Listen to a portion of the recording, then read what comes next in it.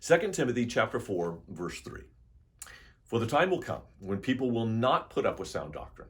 Instead, to suit their own desires, they will gather around them a great number of teachers to say what their itching ears want to hear. And Jason is asking if this text is describing what's happening with the so-called progressive Christianity. And there are a lot of groups who claim the name of Christ, but deny biblical values and biblical teachings, particularly when it comes to sexual ethics. Jason, I think it is. However, let's be warned. Jesus said, don't judge lest you be judged.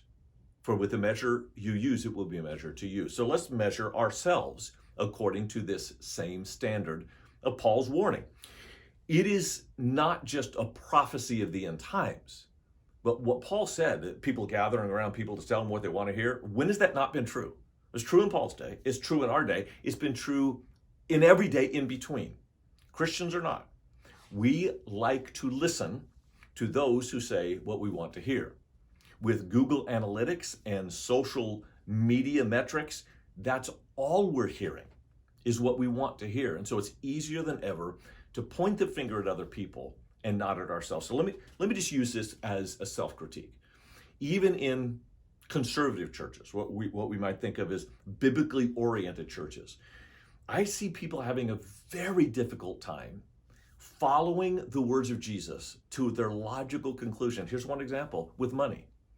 Even the most devout Christians have a hard time thinking crisply about the level of generosity that Jesus would call us to, the level of economic trust in God that Jesus would call us to. Why?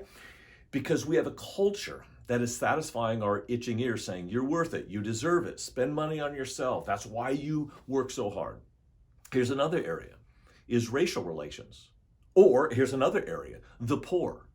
It seems to me like so many people are concerned about protecting their own territory rather than being sacrificial to serve and give for other people. And that's the call of Christ. Our itching ears tell us if they're different than us, no matter what that difference is, that it's okay to ignore them. It's not. You know, the Church of Jesus Christ was the only institution in the Roman world that included male and female, rich and poor, slave and free. So economic issues, gender issues, racial issues. The concern for the church is always, how do I lay down my life to wash your feet? That's not the rhetoric I'm hearing of people with itching ears. They want to know how to scratch their back, not wash your feet. And that's a concern I think we should all share if we're going to be followers of Jesus. If you found this video helpful, could you do me a favor? Just hit the like button, or even better, share it with a friend.